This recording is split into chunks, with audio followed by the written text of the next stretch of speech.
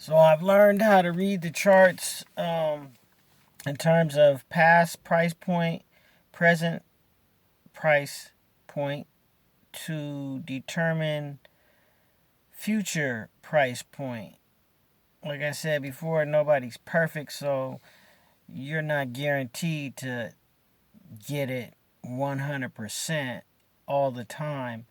But from using the charts and following, you know, past, present, and projectile into the future, you can kind of gauge where it's going.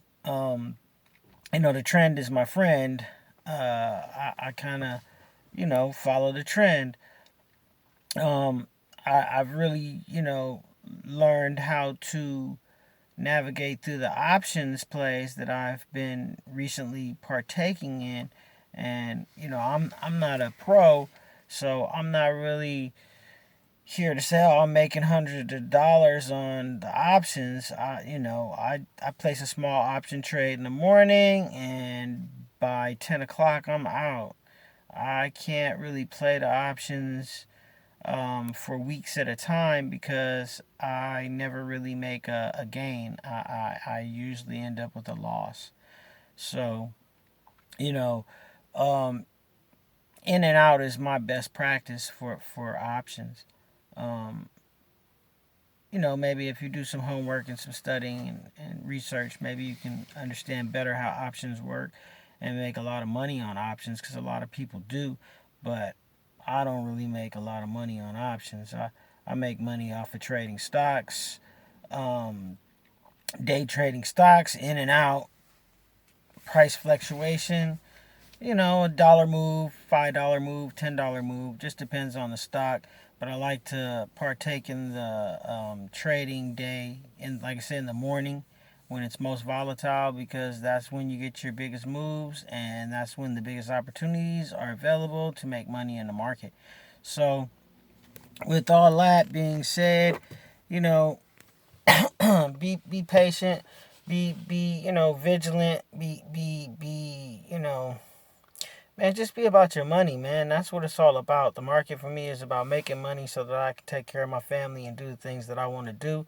And I feel like anybody has that opportunity as long as they participate in the market and as long as you participate in the market wisely in regards to being disciplined, um, control your emotions, and most importantly, don't be greedy. That was my biggest mistake when trading and investing in the market in the initial beginning of my trading trading run in terms of the last this last year. I got in, I invested all wrong, didn't know what I was doing, bought a whole bunch of crap stocks, didn't have the right position size, didn't know the exit or entry points, didn't know anything about any of the tools that were available to use in the market for a profit or gain, or to mitigate loss. I really didn't have any clue. I didn't have any blue chip stocks. I mean, I was all backwards. I was all wrong in terms of how I was going about doing it. But over time I learned, and I have learned, and I am learning, and I'm still learning.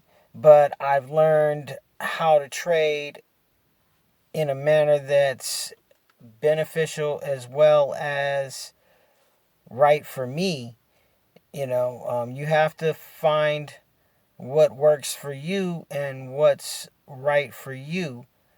Everybody has a different way of doing things, so one way for the next might not be the same strategy for the next. It's kind of like it's kind of like you got to do your thing. I'm just saying, just like I do my thing, you got to do your thing. So um you it I don't really think it takes all this extra practice and all this, that, and the other. It just takes discipline. To me, it just takes discipline and decisiveness. You can't second guess yourself, And it's what I like to say is it's better to second guess yourself for a profit or gain than a loss. Meaning, like I played an option today, this morning.